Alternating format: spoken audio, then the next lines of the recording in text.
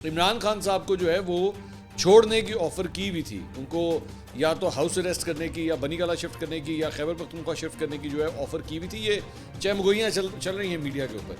تو اس کے اوپر جو ہے وہ جیو نے یہ رپورٹ کیا ہے کہ انہیں خیبر پختونخوا یا بنی گالہ منتقل کرنے کی پیشکش کا معاملہ میڈیا پر زیر بحث ہے، مگر حکومت اور اپوزیشن قیادت نے بانی کی منتقلی سے متعلق پیشکش کیے جانے سے انکار کیا ہے.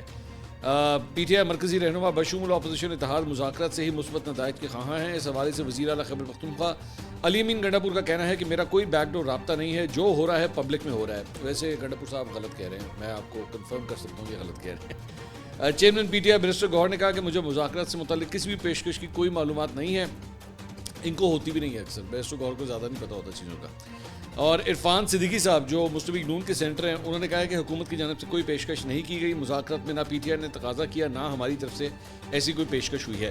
یہاں پہ عرفان صاحب کو میں بتانا چاہوں گا کہ پیشکش آپ نے کرنی بھی نہیں ہے، یہ آپ کے ڈومین میں نہیں آتا. انہوں نے کہا کہ مذاکرات میں نہ پی ٹی آئی نے تقاضا کیا نہ ہماری طرف سے ایسی کوئی پیشکش ہوئی. مذاکرات کا معاملہ اب تک وہیں کھڑا ہے جہاں 23 دسمبر کو تھا. مطالبات تحریری شکل میں آئیں گے تو بات آگے بڑھے گی. 3 وفاقی وزراء نے رد عمل دیتے ہوئے کہا کہ نہ حکومت نہ ملٹری اسٹیبلشمنٹ کی جانب سے بانی کی منتقلی کی کوئی پیشکش ہوئی ہے.